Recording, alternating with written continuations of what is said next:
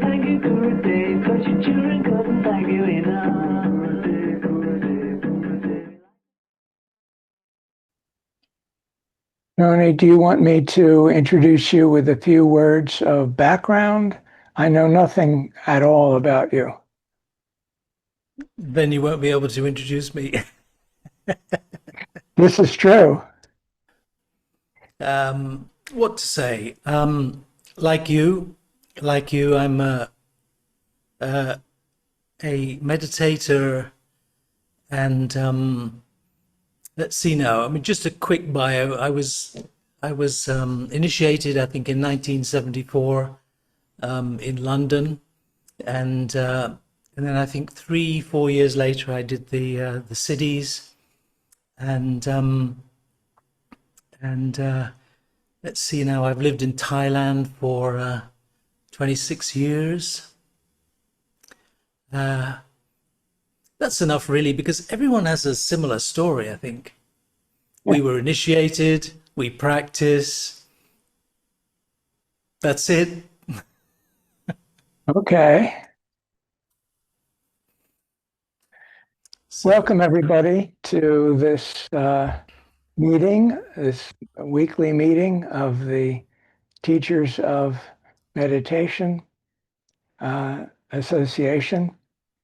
And this meeting series is called Roots of TM. It was founded by Paul Mason, and he will be here to continue it when he gets better, when his hearing gets better. Today's speaker is Tony Daniels, and Tony Daniels actually lives in Thailand. He was initiated into TM in 1974 and has learned the cities and has had some other experiences that interest us greatly. He's already spoken to us once before, and hopefully people who see this video will have seen that video as well. And I will say a few words about the teacher training that our organization offers at the end of the talk. So without further ado, Tony, it's all yours. Right. Just adjusting my audio. Okay, straight into it. Perhaps I'll refer back to that meeting about 3 weeks ago. In that meeting, we were discussing our subjective experiences of transcending. And I was asked the question, what is my experience of transcending? And I answered that question very directly. And what I said was that I am established in that transcendence and have been for many, many years. So I answered the question, and the cat was out of the bag, so to speak. So I was asked to talk about that. So here I am. So I'm really just going to wing it, I think. What I'm going to talk about is my experience, because that's the only experience I have, my experience. And that experience seems to be something that's in common with others who do this practice, this great gift from Maharishi.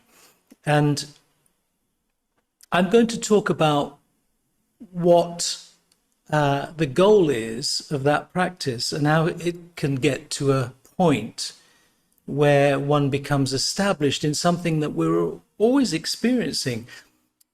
I was a little bit, I have to be honest, I was a little bit reluctant after making that admission, because I'm very wary that within the sort of spiritual domain, if you like, it can be very dangerous to make claims, to make a claim. It's very often frowned upon. Just recently someone was telling me about the Ramakrishna order, where it's very frowned upon to talk about experiences and make claims and that kind of thing. And I think it makes a lot of sense in a closed order, because people are very they live together in a very close community, and if someone starts to talk about experiences and making such claims, it it can be taken in a way that perhaps, seems to be arrogant or whatever. Actually, I have my own experience to go by here, because when I'd been meditating for just a very short time, I was also making such claims. I had such good experiences that I started to make claims that weren't real. So I know exactly where that can go. And but then, I thought about it and I thought, well, look, I've spoken to meditators who have been practicing TM for many decades, 40, 50 years. And I thought to myself, what I have to say should really be a good message. Because what I'm talking about is something not new, something we're all familiar with. I'm simply talking about it becoming established. Established.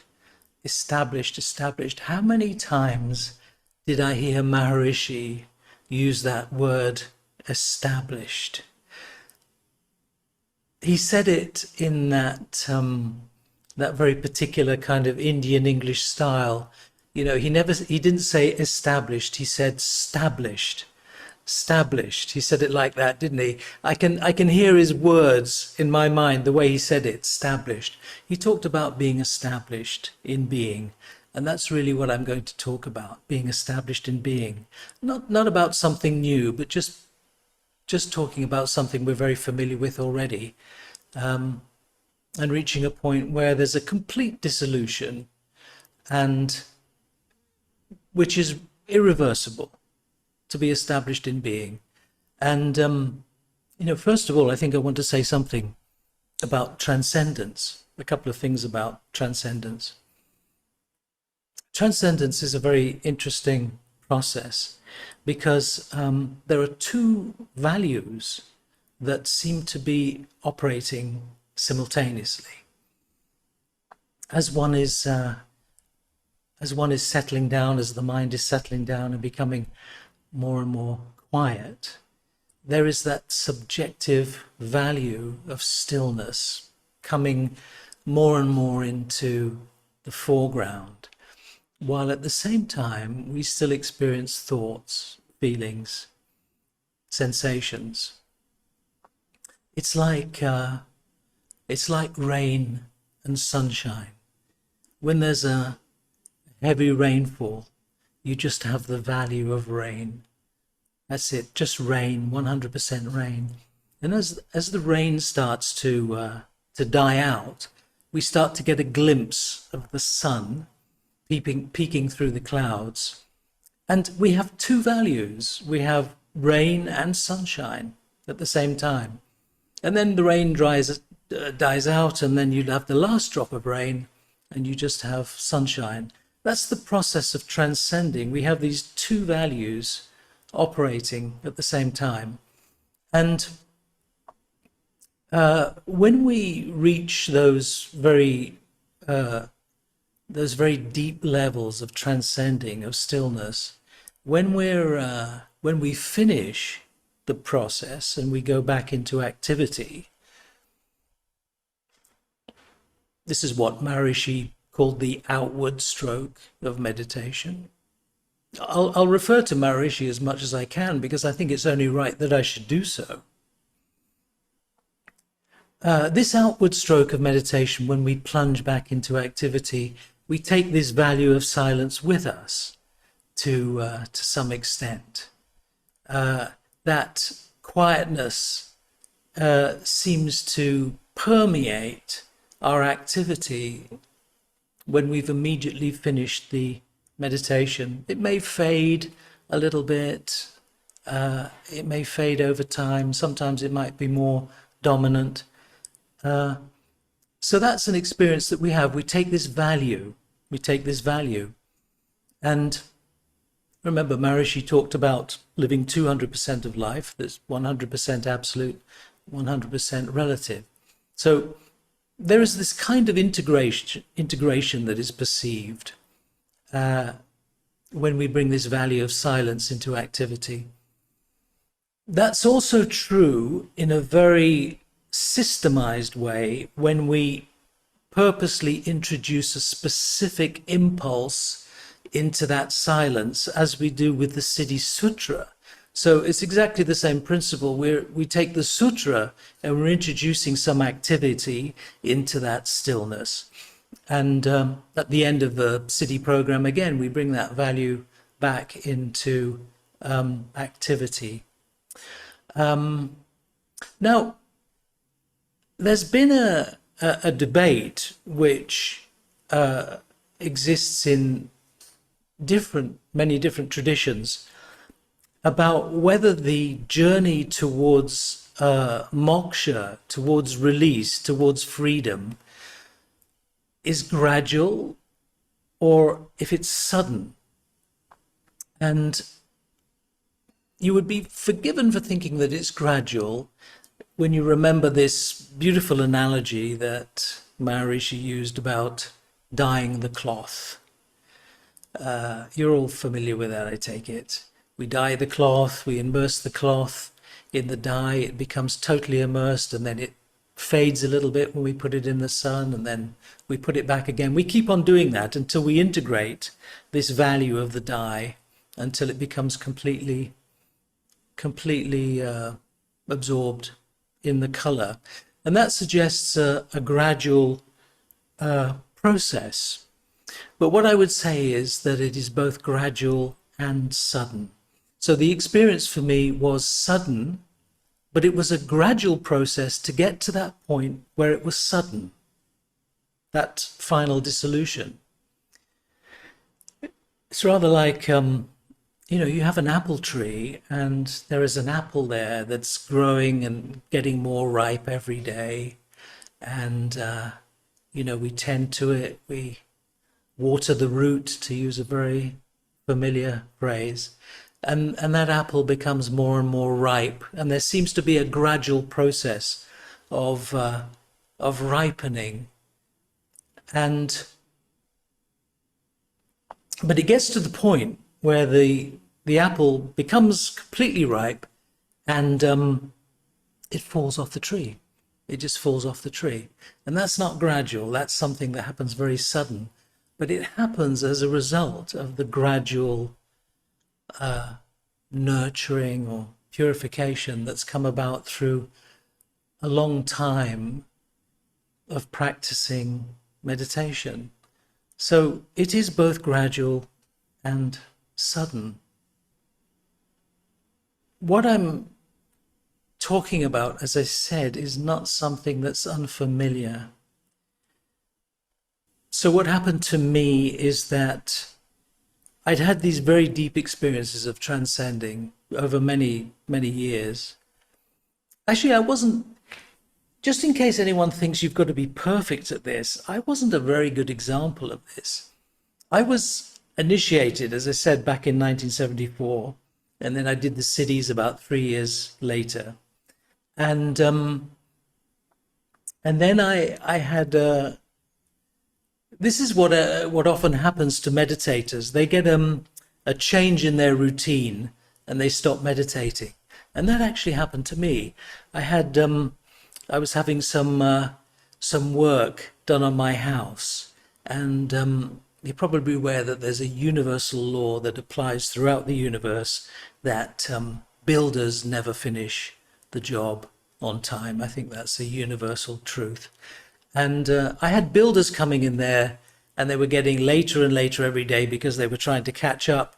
And I wanted to do my evening program, and they were staying very late. So I started missing it sometimes because it was too late and I wanted to eat and I had to go to bed and I had to get up early in the morning. So I started missing it. And it got to a certain point where I suddenly stopped. And I actually stopped for about 5 years. I actually stopped practicing for 5 years. I always say that teachers should really emphasize to people that whatever happens, they should just continue doing it, just like they brush their teeth in the morning. So I started again, and then at sometime later I moved to Thailand. Again, there was a disruption in my lifestyle and routine. There was another break, and so I didn't practice for a long time. So I just want to say that to be a perfect practitioner isn't always necessary. It's quality rather than quantity. Everyone's looking so serious. So, Transcendence became so easy for me. It was like flicking a light switch. It got to the point where, in fact, I didn't even have time to think a mantra because it was just there immediately. But it was still temporary. Now, I said earlier on, the reason I wanted to speak about this is that I speak to meditators who've been doing this for 50 years. And what do they say? They say, well, I've had all these benefits. My life has been completely transformed. TM has done exactly what it says on the tin. You know, I've got all the benefits. I'm happier. I'm experiencing bliss. I have better relationships, all of that. But, you know, I haven't quite got to the end of this. There's some doubt. There's some feeling of incompleteness there, even though they've got all of these benefits. They're saying, well, you know, I've been at it for 40, 50 years. Maybe it'll happen. So what's going on there? What's actually going on when you hear such a comment? I haven't quite got there yet. Of course, what we're talking about is suffering. There is still a state of suffering. When we talk about suffering, people automatically go for the big stories about suffering, don't they? The house is burned down, serious illness, you've lost a loved one, really, really extreme examples of suffering. But they only tend to happen once or twice or whatever. What happens hundreds of times during the day is the kind of suffering that actually the Buddha was very clear about when he described the nature of suffering. I'm talking about the suffering that's happening from one moment to the next.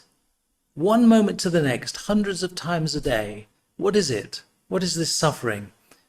It's a feeling of lack, of incompleteness, of discontent, unsatisfactoriness, discomfort. That feeling of incompleteness, it's very subtle, but it's there. That is suffering. That's what suffering really is. And even though we're experiencing in a very systematic way, a very regular way, this transcending, where the meditator disappears and therefore there is no suffering, because there is only suffering when there is mind.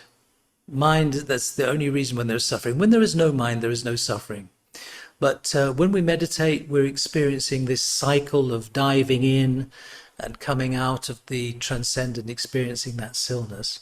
And we may have thought on occasions that we reached the very deepest silence that we could possibly reach.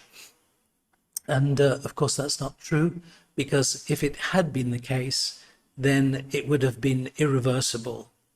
One would have completely dissolved the root of egoity into its source, and one would be established in being on a permanent basis. But subjectively, we might have thought we've got to the deepest level. But it's unavoidable. If there is a complete dissolution, if one goes deeper than one can go, the deepest, then there has to be a transformation into a permanent state. And that permanent state is not unfamiliar. It's just being established in being. But what are the implications of it? It must be more than that. Well, what I would tell you is this: it's the end of suffering, because those moments where one feels incomplete and lacking, when that establishing happens, that permanent establishment happens, it's the end of that. It completely vanishes. Do you remember Maharishi used to use the word invincible? He used to talk about invincibility of the self. That's what it is. That's what invincibility is. It's the complete vanishing of any sense that you are somehow lacking or incomplete. It's a natural, spontaneous flow where the experience of being coexists with the experience of changing phenomena, thoughts, feelings, sensations, the senses, all of that. There is a pull, a constant pull back to this default state of just being, of pure being. It's a little bit, it's like an elastic band, a rubber band. When it's at a state of rest, that is just pure being. When the mind is attracted towards an object, it's like stretching the rubber band out. The mind is going outwards towards an object. But that rubber band also has a tension in it, which wants you to pull back to the state of rest of that rubber band. That's really what it's like to be established in being. When the mind goes out to an object, there is this pull back to the self. There is a pull back to the silence of the self as the default state. So from then on, what Maharishi talked about in terms of bliss is certainly true. Vedanta says that your natural state is Sat Chit Ananda, existence, consciousness, bliss. Not as three things, but as one unified value. And this is certainly true, because when one becomes established in this being, then that bliss is very, very obvious. And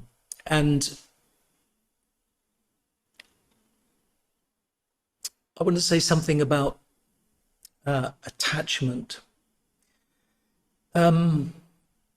Sometimes you'll hear people talk about the egoless state or the desireless state. It doesn't mean the end of desire.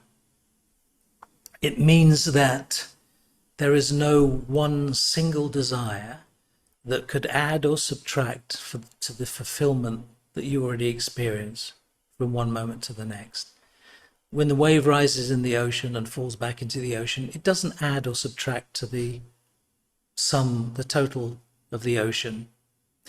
To put it another way, it's like if you fill a glass with water and it's full, you can keep pouring water into it, but it's full. It can't get any more full, but you can still keep pouring water into it. So those experiences continue in this state of where one is established in being. These experiences continue, but there is no desire that could make you more fulfilled than you already are, and there is no non-fulfillment of a desire that could make you feel disappointed and somehow subtract from that feeling of fulfillment which exists in that unity of consciousness.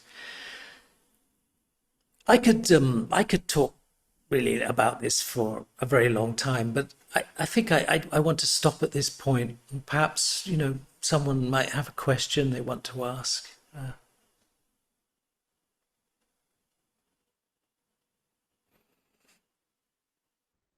Yes, Tony, thank you very much for your talk. Um, One question: did you ever do a brainwave measurement? No, I never did. But one thing I can tell you actually, and this doesn't. I mean, it's you could call it a party trick if you like, but when I had that final dissolution, I discovered that it was possible to just have absolutely no thoughts in my mind for however long I wanted to. If I want to, I can just stop thinking for 1 hour and not have a single thought. So I suppose if you put an EEG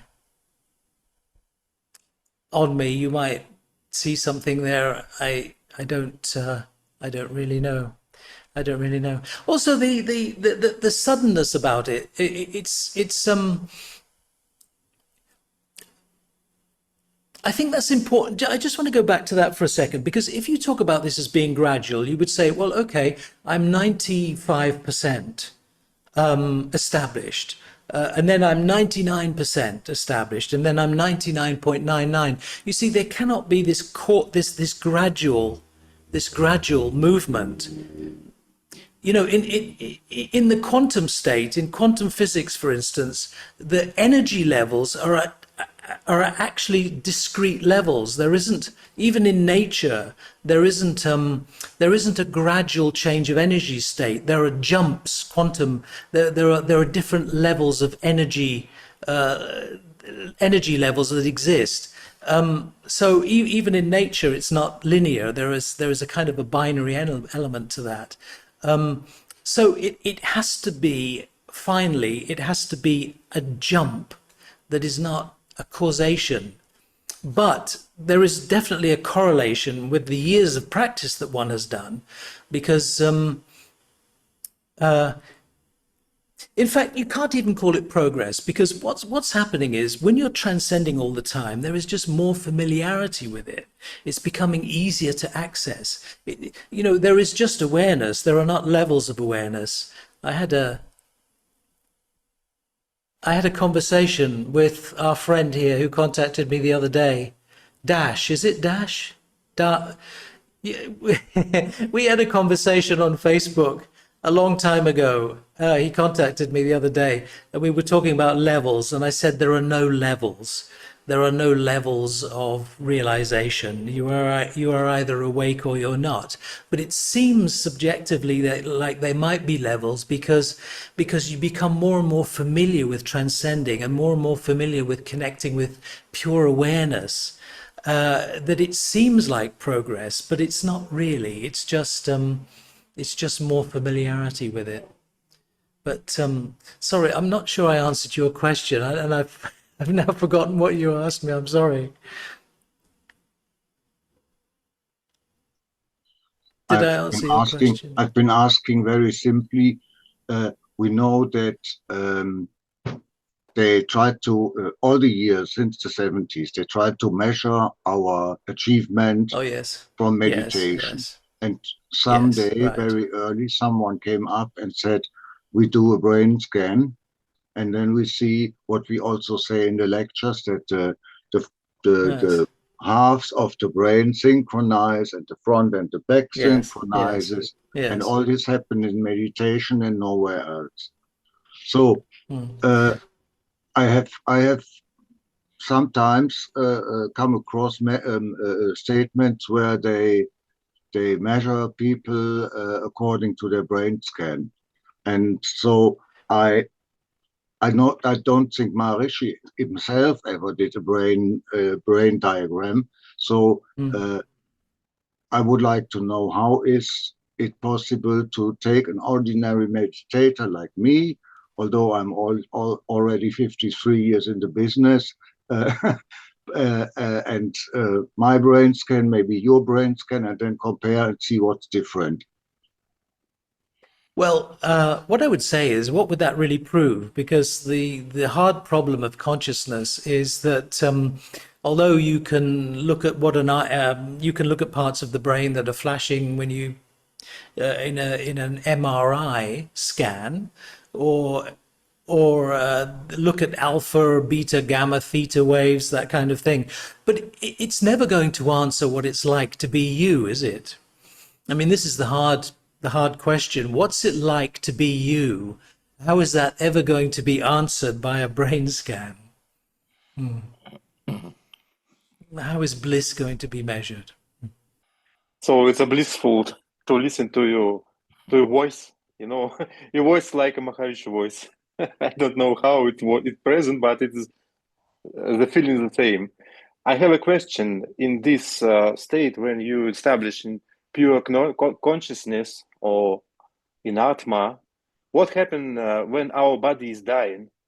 What happened next? This is my question. I'll have to let you know. Did anyone ever experience dying? Did you experience birth? No. Did you do you ever experience falling asleep? No. People say I fall asleep. I'm falling asleep. No. You're experiencing being drowsy. When you go from the waking state of consciousness to the sleep state of consciousness, it's one or the other. You might feel drowsy, but nobody ever experiences falling asleep, and nobody ever experiences dying. A quick comment, Tony. Hi, everybody.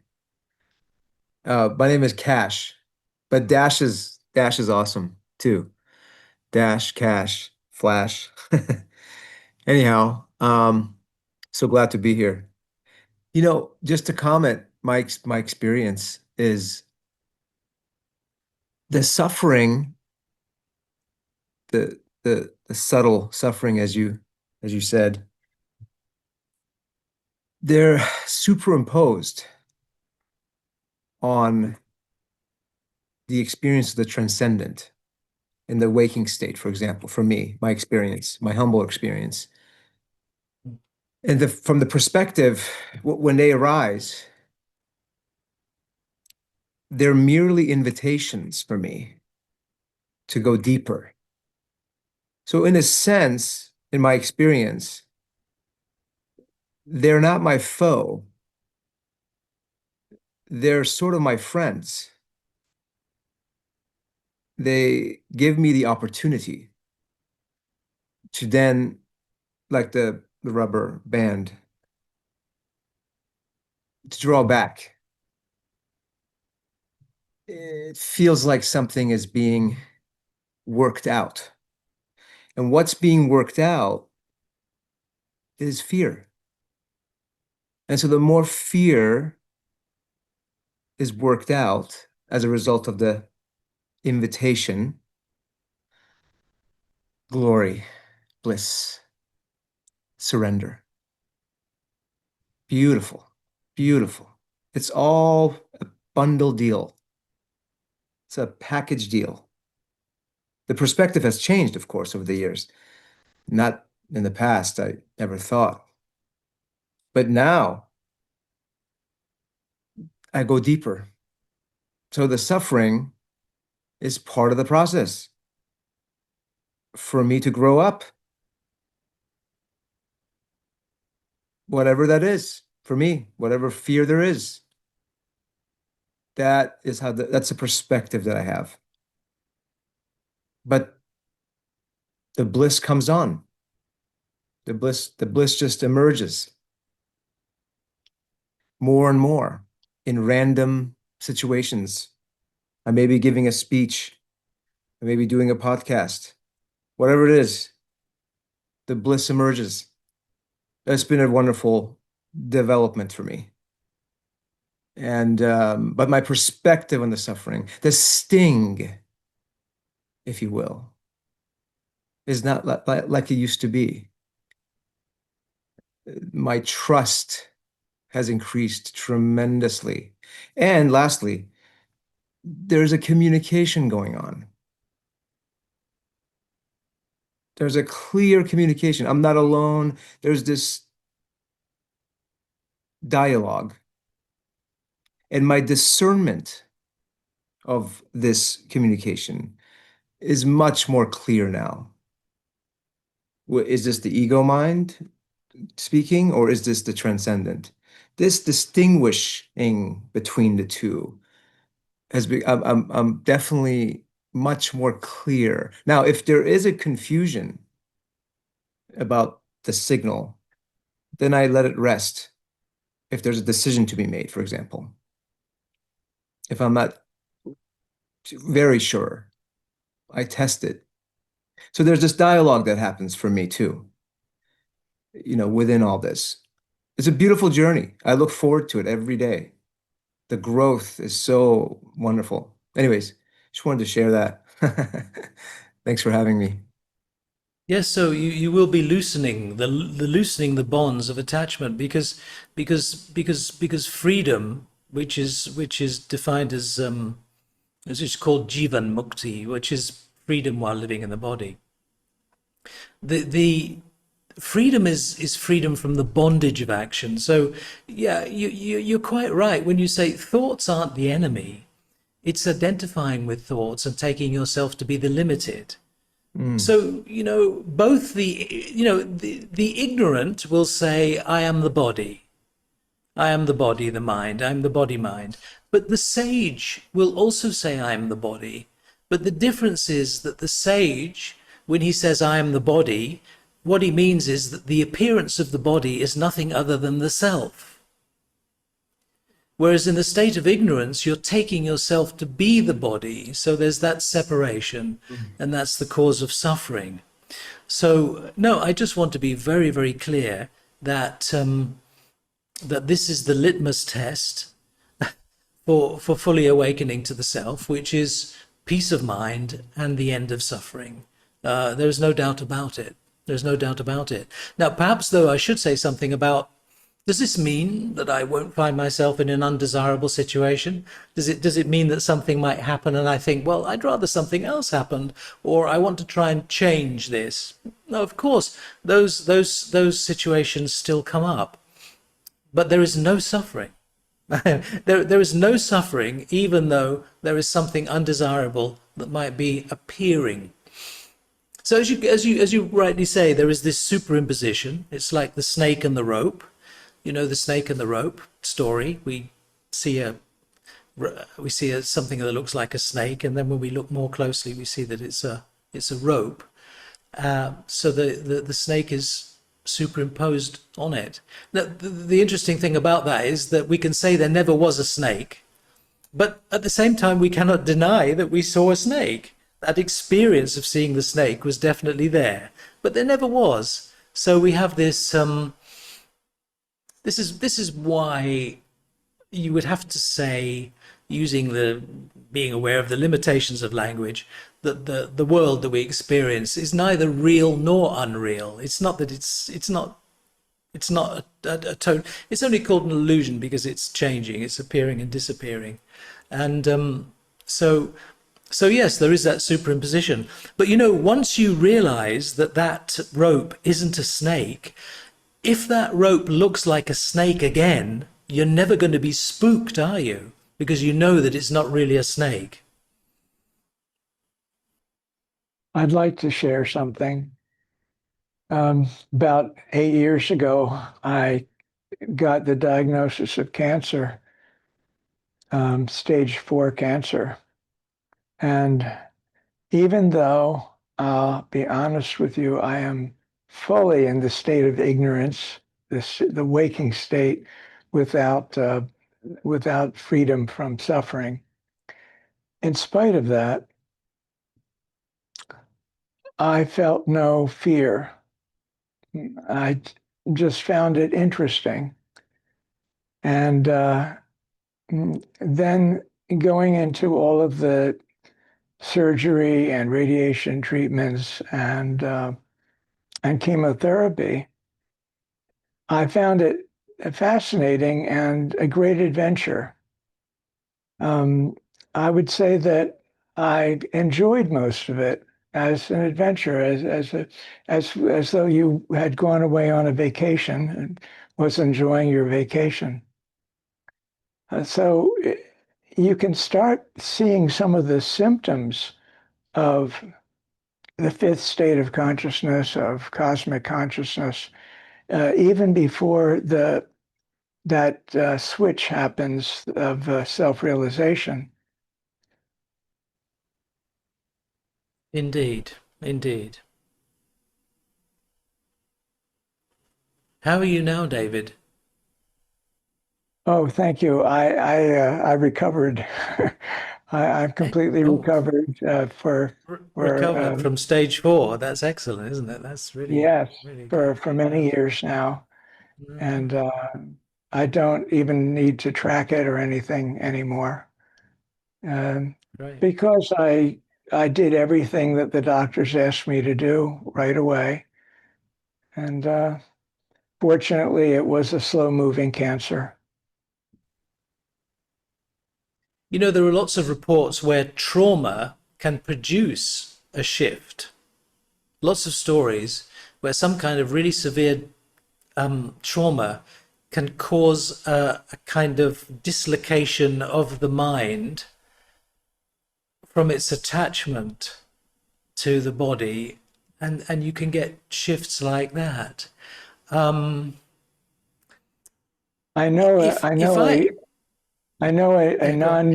non-duality teacher who said that she had a car accident, and when she went through that windshield of her car, Mm. it triggered a big transformation for her. In my case, there was no. I have not yet had that self-realization switch, but things don't get to me as they used to before TM. You know, the other thing I want to say, I wasn't planning to say this, but it just came into my mind. You know, Maharishi used to talk about nature support a lot. You're familiar with that. Well, it's true. I mean, it's true. You know, um, when I had this shift, which just happened very, very suddenly, I explained it in the other meeting, but I was meditating. I was very deep stillness, very deep silence, and then I got up. I wasn't actually doing. I wasn't doing the cities at that point. I think I had a bit of a backache or something because Oh, let me just divert because let me just. I was terrible. I did the cities, and I did the flying course, the residential course at Roydon Hall in the UK. You probably not, I don't know if anybody knows Roydon Hall, but it was none of you are from the UK, right? So I did this flying course, and nothing happened. I was complaining. I was sitting on the foam, and I just wasn't. Nothing was happening. There was this chap next to me. He was in a horizontal position, and he was bouncing off the foam on a horizontal position. It was the most amazing thing I've ever seen. And I said, "Look, it's not happening for me." It took me nearly 1 year before I started doing the hopping thing. It took nearly 1 year. So I'm terrible. I'm a terrible example of a meditator. Really, really terrible example. Anyway, on that particular day, I got up and yeah, so I wasn't doing it because I had a bit of a backache, I remember. And I went into the kitchen, I went into the garden, and that's when I realized that I was still deep in the transcendent, even though I was now walking around the garden and I was, in activity.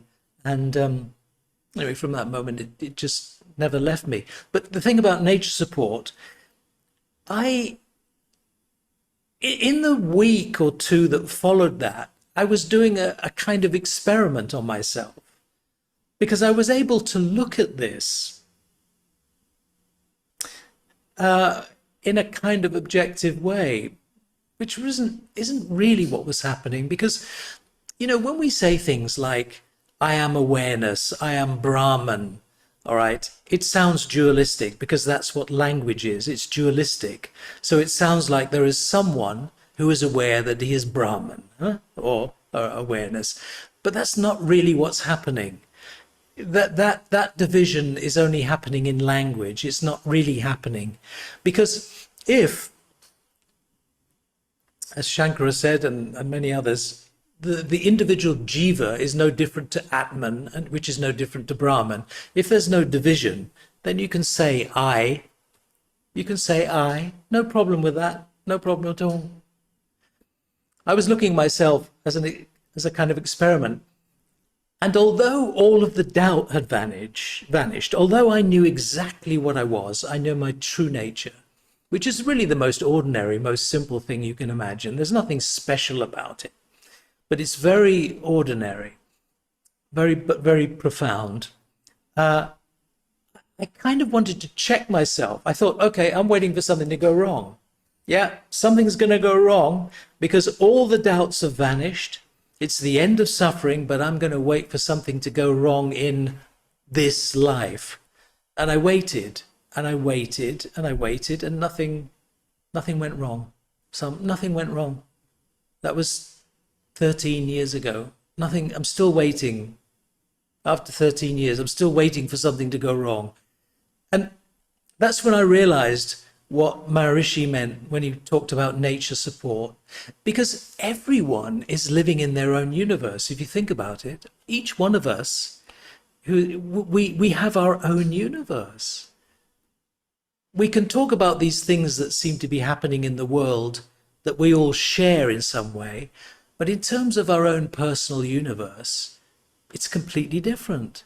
And so what I noticed is that it's possible for your own universe to somehow become supportive, to somehow because there's nothing wrong with having a material life. There's nothing wrong with having material success. Nothing wrong with that at all. It may suit people to have a more reclusive lifestyle. That depends on your individual vasanas, perhaps, on what kind of lifestyle, but you can be fully engaged in the world. See, I always say that attachment is not non-engagement. Attachment is not non-engagement. It's rather like, instead of putting a footprint in sand and leaving an impression, it's like putting a footprint in water. It's momentarily there, but it doesn't leave an impression. But still the experience is there. Still the experience is there. So the relative is meant to be enjoyed, as far as I'm concerned. One of my favorite quotes comes from Ramakrishna. He said, "For the wise, the world becomes a mansion of delights." So I absolutely agree with that statement. Remember, Maharishi talked 100% absolute, 100% relative, but as one value, without conflict or difference.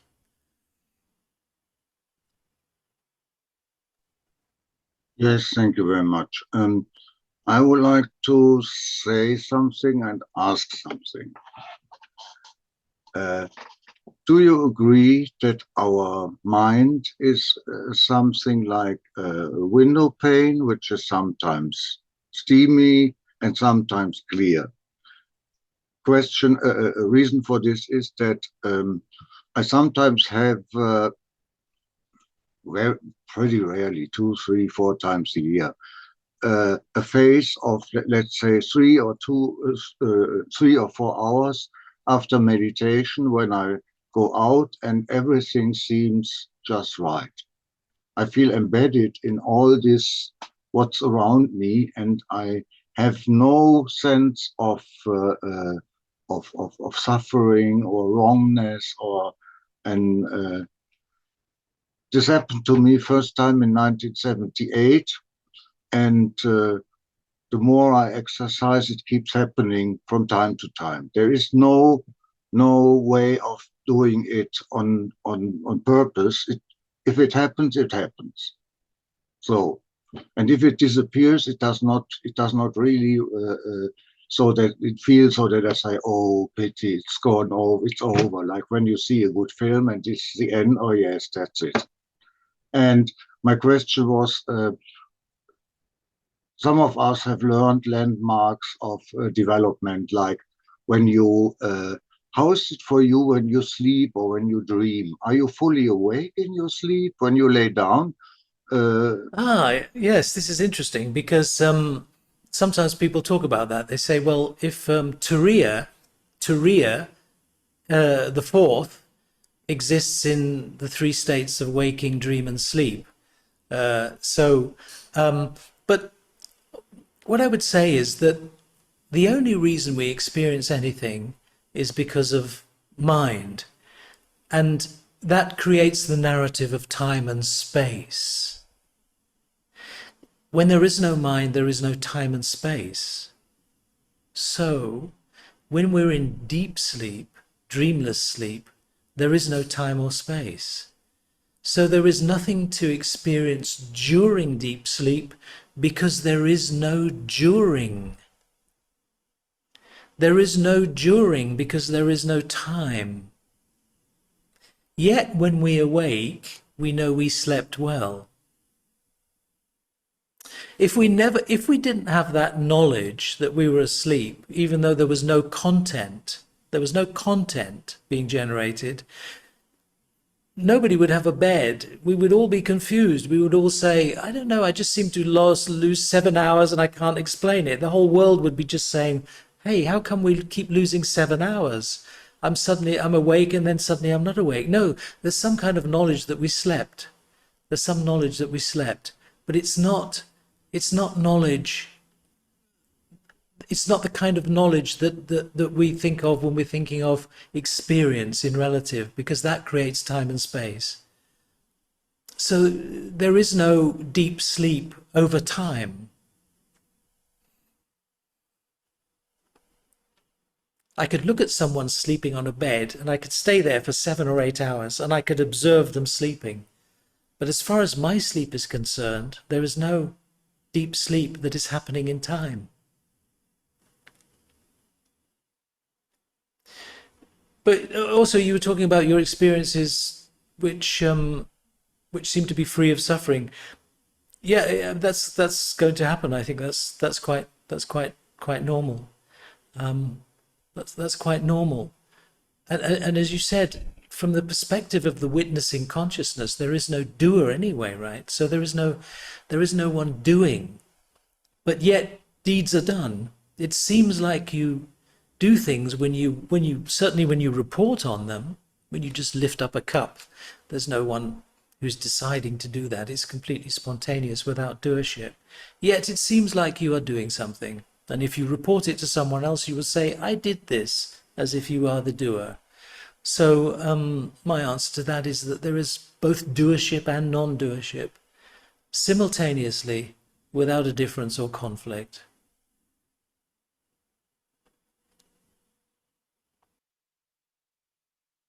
I suppose everyone is having some deep experiences of transcendence.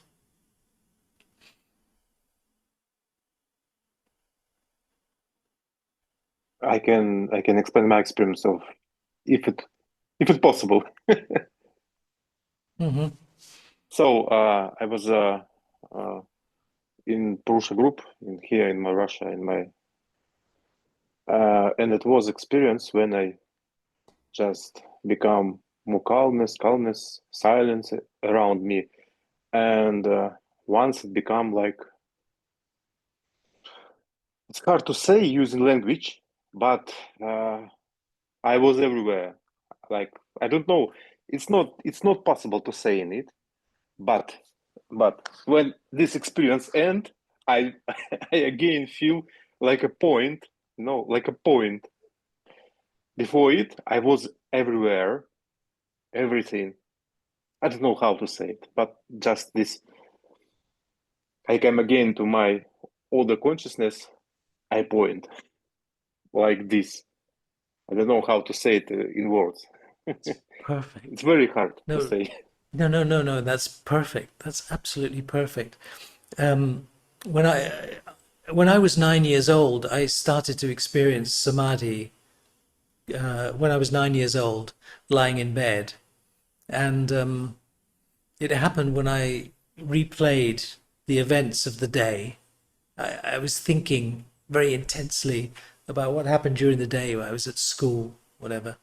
And the intensity of those thoughts got to a point where I became fatigued about the thoughts, and then I let go of the thoughts.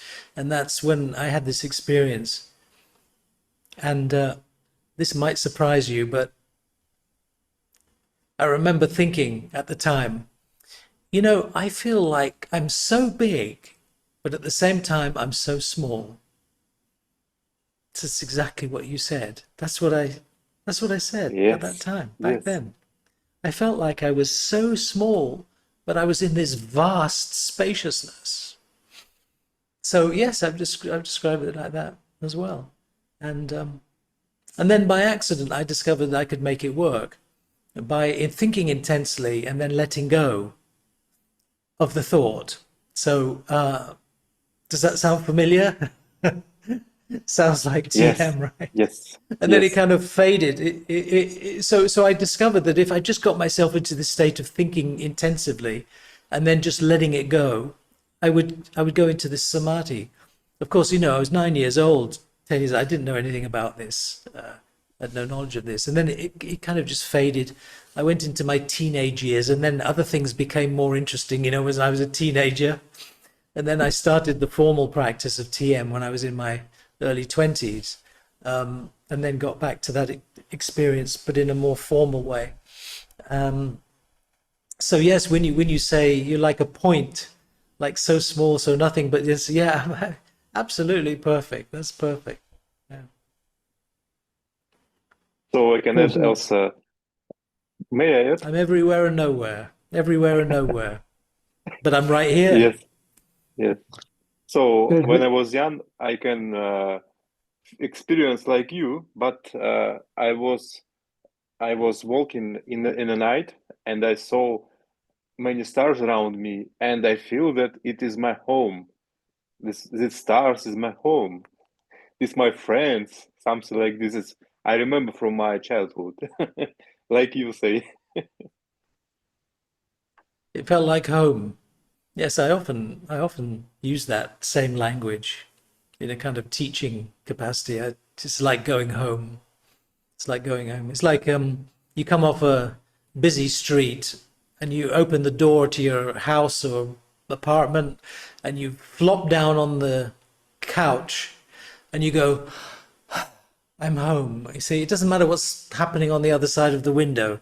You just feel that sense of relief, that sort of home, the ease of being, the ease of being, which is not a doing of any kind. It's just easing into that.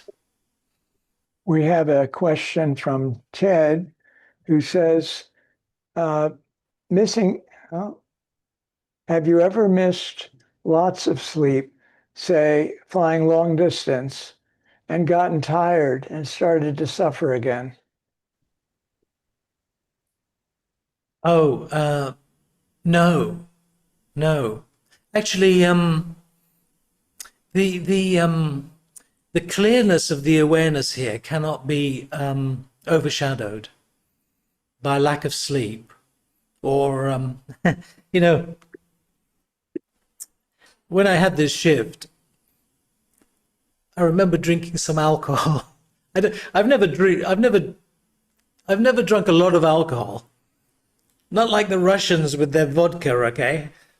I've never drunk a lot of alcohol, but you know, when I had this shift, I discovered that as an experiment, I really wanted to know. I discovered that it didn't matter how much alcohol I had, even though the body and the mind was feeling this kind of intoxication, the awareness was as clear as a mirror. There was nothing that could overshadow the awareness. So again, yes, if I'm jet lagged or a lack of sleep, the body will feel that tiredness. The body will feel that tiredness, but the awareness is crystal clear. It never changes from that clarity. So I do still enjoy the odd glass of wine, actually. So that's okay. I can do anything really I want. It's It doesn't matter. it's pure freedom. it's pure freedom. Yeah, It's yes, it's the yes. holy grail. Freedom. It's Yes. pure freedom, free in this domain, freedom. But same thing was for me. I used to do a little alcohol, never overshadowed it at all. Even cannabis. In fact, it intensified. There was never a stumbling. Now, later, as my stabilization became more and more robust, I let it all go. I didn't need any of those anymore. I don't even need, I got rid of caffeine. I got rid of every substance. Why? Because the experience, I am a walking pharmacy at will. Yeah. At will it comes. You see?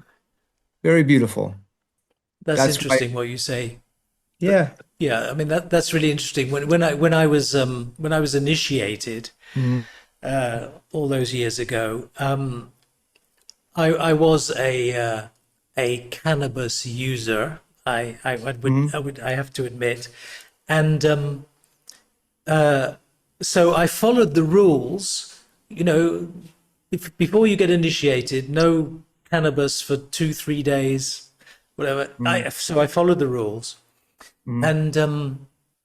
and then because for me it was, when I walked out of the centre in London, that small building, and I'd been initiated, I just felt like $1 million. I felt like $1 million.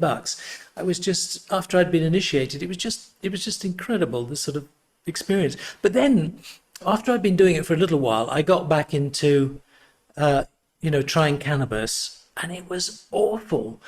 The first thing I noticed is that, I was very quickly beginning to experience this clarity, this beautiful, blissful clarity. And then I had some cannabis, and it was like putting a blanket over it. It just completely dulled the awareness. And I thought, I don't like this. I really don't like this. I want the clarity. And the cannabis is actually, it's dulling everything. It's dulling everything. And I gave up. That was it. That was the end of that. No more, Yeah. no more cannabis. Mhm. Being in this group here right now is tremendous. Tremendous. I don't get to do this a lot, but just wanted to put, voice that out. There's a big, I was just listening and just very beautiful. Very beautiful to have like energetic folk around, even through Zoom, doesn't matter. Um, it's rare for me to do that, so just wanted to give that a shout out. Very nice.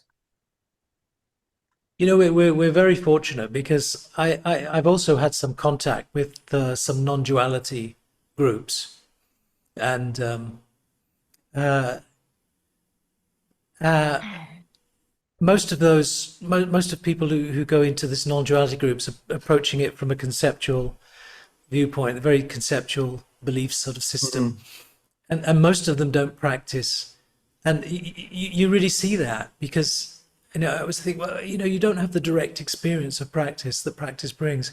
You're trying to use the mind to talk to yourself into some kind of, you're trying to use one part of the mind to try and to find some kind of truth in another part of the mind. It's doomed to fail, without Dave. I discovered you in I told you the Facebook unfriended me because of the algorithm, so I don't know what happened, but I I looked at some of the alternatives and I discovered that you're on Reddit, David, and I I saw a post from you about a month ago where you were defending ITMA because you had somebody, and I've met a lot of people like this who get very defensive about TMO, right? And you were having a little conversation with him. He wasn't being very respectful about ITMA, and I thought that was funny. And so I replied to that a couple of days ago. And I said, well, actually, I can remember Maharishi talking about people, teachers who went independent. And he said it was okay. He said there were many teachers. He said as long as they're teaching and doing good for people, that's fine. And I just wrote this. The guy who was arguing with you, who was the big TM defensive chap, and then he came back and he said, oh, that's just, you're not quoting a source, that's just hearsay. And I sent a message to Paul Mason, of course, who is this repository of all this information. I said, Paul, can you remember, do you have a reference for this? And within an hour, he'd sent me what Maharishi had said, and he also sent me the audio file of Maharishi actually speaking the words. So I replied to the chap who was giving you such a hard time, and I presented him with the actual words, the date he'd said it, where he said it, and I said you can have the audio file if you want. Anyway, that was the last time I heard from him. So. Yes. We have an interesting follow-up question from Ted. He said, have you had any celestial experience? Oh, yes, celestial experience. But he would have to define what that actually means. I imagine what he means is the experience of the subtle relative. The subtle relative. You see, for me, the relative has become rather dreamlike. Maharishi comes from this tradition of Advaita Vedanta, and in Advaita says that the world is an appearance, and likens it to a dream, because it's neither real nor unreal. But it's still there, but it's neither real nor unreal, because it's impermanent. It's impermanent and it's forever changing. What I found is that the realm of the relative, has become very dreamlike. What I experience is that this bliss consciousness permeates the relative. It's like if you're in a room and there's a flower which gives off a scent, you smell the fragrance of that flower, and that fragrance is there everywhere. You could be sitting down reading a book, watching TV, you could be talking to someone on the phone, but that fragrance of the flower is still there. It's permeating all of those experiences in the relative. So that permeating is kind of very subtle and very dreamlike in a way. I think that's probably the closest I could get to answering that question about it having a celestial Perhaps I quality. could play a bit of devil's advocate here and say that many different religions have found gods. For example, in Hinduism, the god of creation, maintenance, and a god of destruction. And other religions have found one god, and all of these many of these can happen in subtle states of meditation. So they might say that might prompt them to ask you, have you ever had that sort of experience of something celestial, something that creates, that maintains, that destroys?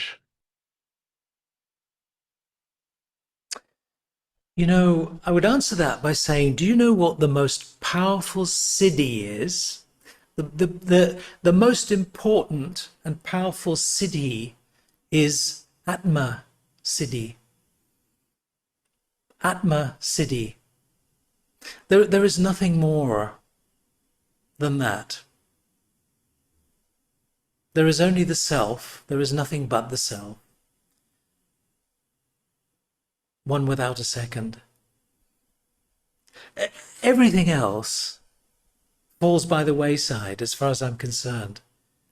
There is only self. Everything I experience is just the self.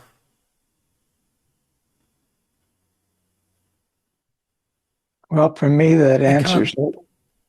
I can't think you would want to go anywhere else.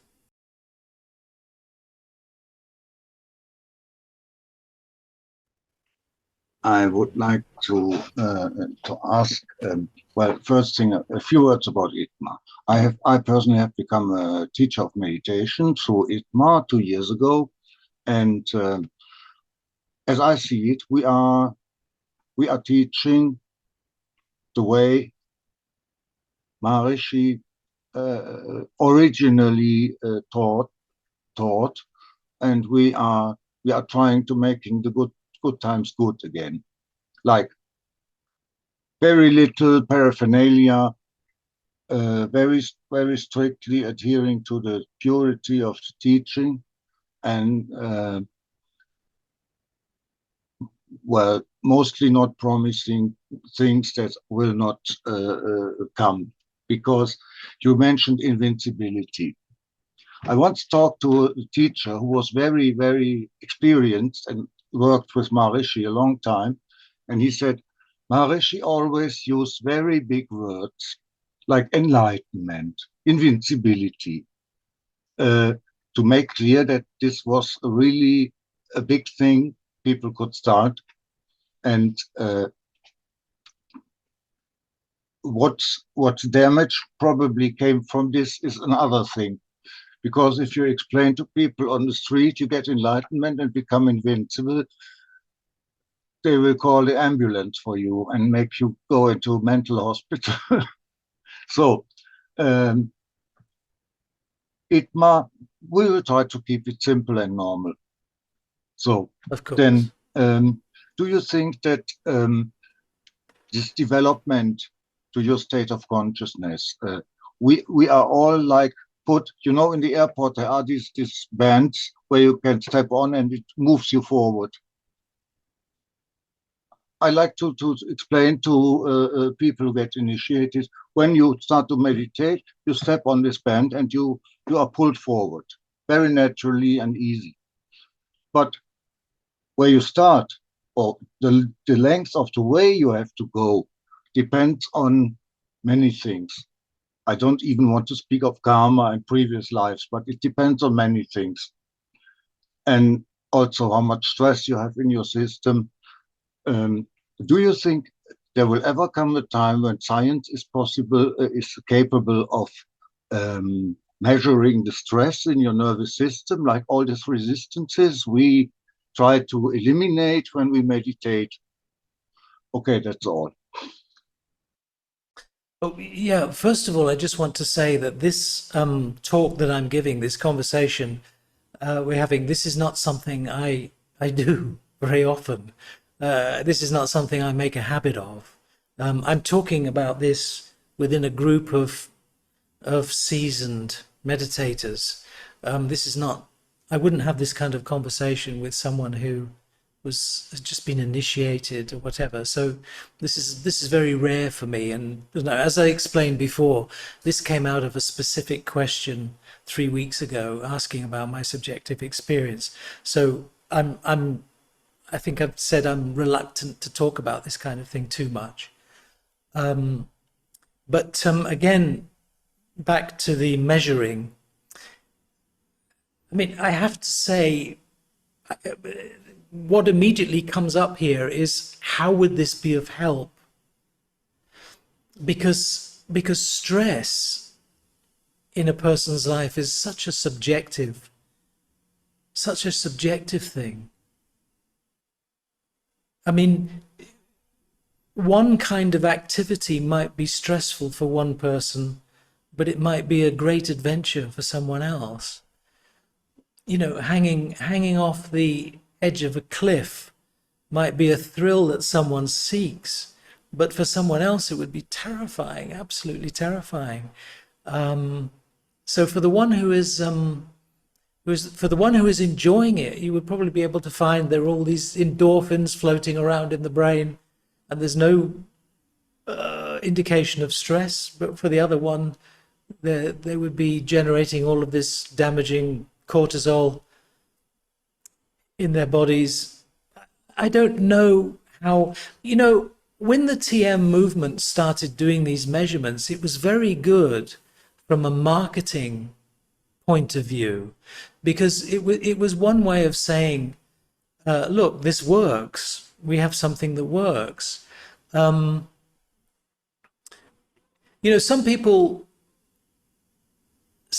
were a little bit dismayed in a way that Maharishi went too far towards the scientific, and that they wished that he'd stayed with the more spiritual, when it was called the spiritual regeneration movement.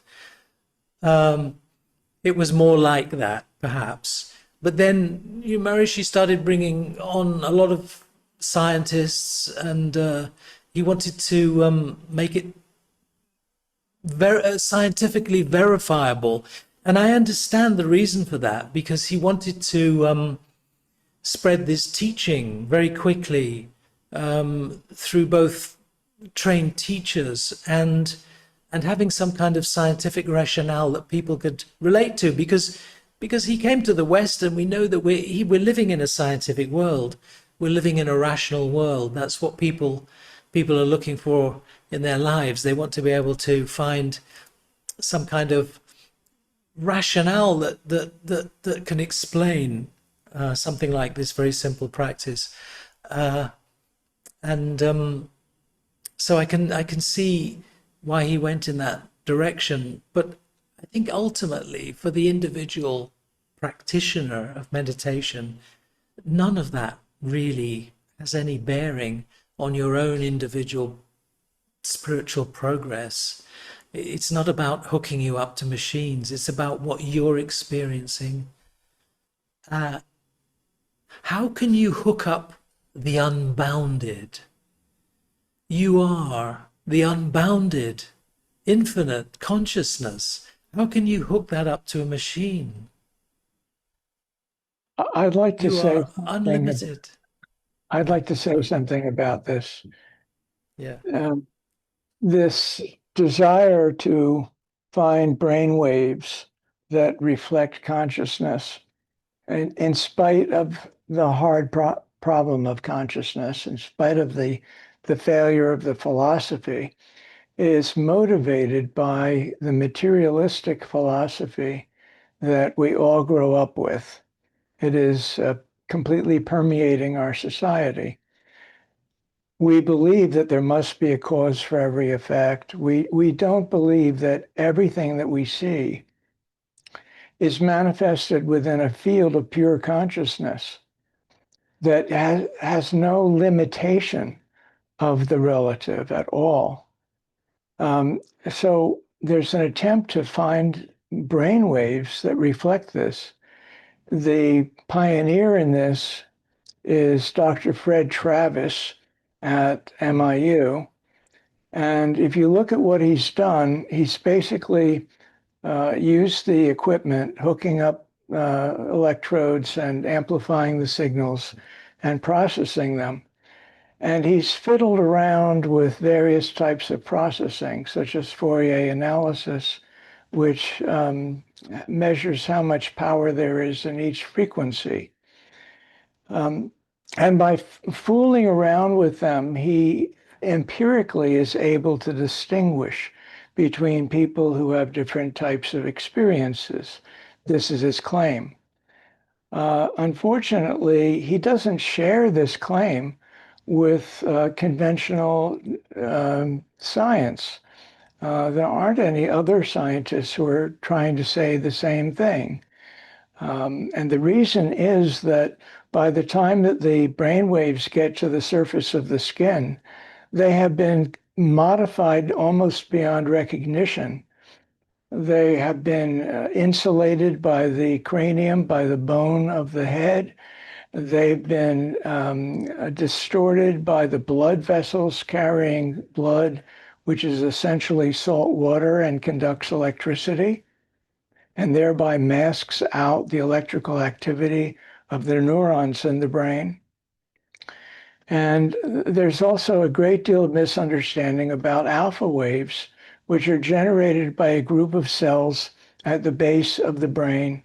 And those signals are then conducted by blood vessels around the head. And because of that mechanism, that it's a sagittal centralized mechanism and conducted by the blood vessels, those the alpha wavelet component of the brain waves is always in perfect coherence across the scalp. I know this because in 1973, I was in a study at the Institute of Living that compared transcendental meditation with other treatment modalities for mentally ill young people. And I was in charge of the computer, and I decided to look at the individual wavelets across the various electrodes. And I found surprisingly that there was no difference. They all came at exactly the same time. There was no phase difference from one electrode to the next. So I talked to the head of the Institute of Learning, and he said, well, that makes complete sense because there's a group of cells at the base of the brain that generates this particular alpha wave frequency of electrical impulses. So I think that, and you can get almost any result you want to out of brainwave measurement by the complexity of the measurements and the co-spar and other measurements that Dr. Travis does are extremely complicated and offer him rich opportunity to look for very subtle effects. What those effects are, I don't think he knows. He won't talk to me because he doesn't agree with what my research turned up. And I'm not a major researcher. So I haven't published anything. Dr. Travis is fond of publishing, but I just want to put in a word of caution when people start talking about science and they're talking about brain waves. It's okay if you want to use quantum mechanics as an analogy or as a metaphor. That's perfectly okay with me. But the operation of the brain is not quantum mechanical, and there is no real obvious reflection of consciousness in the brain waves. Yeah, you either have the materialist view that consciousness is an emergent property of the brain, or it's primary, and in some way the brain is the receiver of the consciousness, like a radio is the receiver of a radio signal. But yeah, I mean, all of that is very interesting. But at the end of the day, if I ask someone, why do you want to meditate? They say, I get depressed, I'm unhappy, I'm not content, I have a lot of stress. That's what it's about for me, not about measurements. It's about the human condition, and it's about forgetting what our true nature is.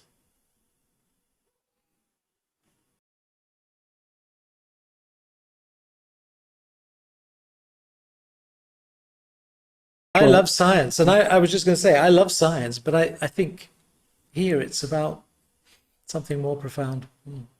Maharishi felt that science would eventually find the transcendent field. And he talked a lot about the unified field and the ground state, which is a term from physics. And that's all fine. I think that's a long way off. It may happen, may not happen. Uh, but this urge for measurement, it just comes from the desire to have a satisfactory explanation from a materialistic point of view. And it's just not going to happen because we're talking about subjectivity, not objectivity. Yes. Yes, when I think of the number of hours I heard John Hagelin talking about the unified field. Ah, yes. I'd like to thank you, Tony, for this wonderful talk. Um, It's a pleasure. I think it's been one of the best talks, and I just I feel very thankful that you've taken the time to be with us like this. So uh, at the end, I've been asked to mention that the main goal of ITMA is to train teachers so that we can address the suffering of the world and try to help in our own way.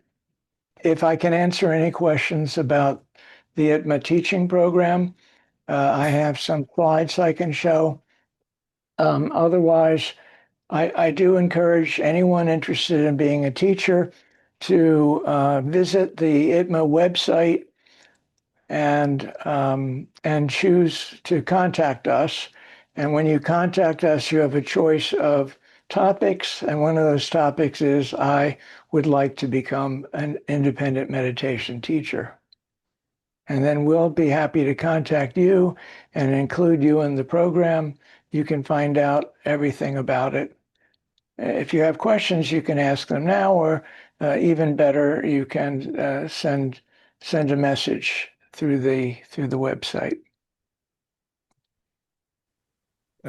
Just one real quick comment. I know we're running out of time here. So you said Atma Sutra. It's the most poignant. You know, in my Persian language, the word God is self, which I found interesting. Khod ah is Atma, embedded in our Mm. language, which is beautiful. The real barometer of consciousness is the fruit we bring in our lives, the compassion we have, how we treat people, how we advance the kingdom of love. That's the real barometer. I met Travis and he did mine, and I used to go to Fairfield, and it was a good little ego boost. I was like, oh, I am transcending, but it's nothing really that important.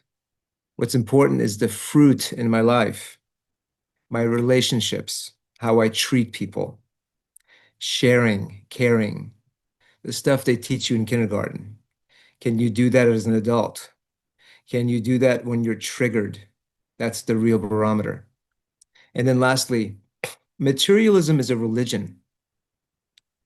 With the onset of quantum mechanics, we realize that at the deepest level, it's only probabilities.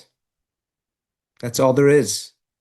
And so when the high priests of modernity finally shift their thinking, I think there will be a shift in on this globe, right? Right now, they're holding on to this belief system called materialism, which they know it doesn't make sense. One last thing, the best guy who was actually he's a TM, he's a meditator who explains this from a scientific mind is my one of my all-time favorite, Thomas W. Campbell. He's got a beautiful theory called the theory uh, uh, toe, my big toe, and I've learned a lot from him. He's a good guy, and he explains that consciousness is fundamental. And so, anyways, just wanted to say that. I have spoken to Phil about being a teacher. My instructor advised me to get in touch with ITMA, my instructor from Tampa, Florida. And so yeah, I did. I spoke to Phil and now Tony, which I met in Facebook years ago. So yeah, I'm interested in becoming a proliferator, a promulgator, as Maharishi would want to be kind of a channel to help people get rid of their fear. Okay, so anyways, glad to be here with y'all. Thank you. Thank you all. Jai Gurudev. Jai Gurudev. Jai Gurudev. Jai Gurudev.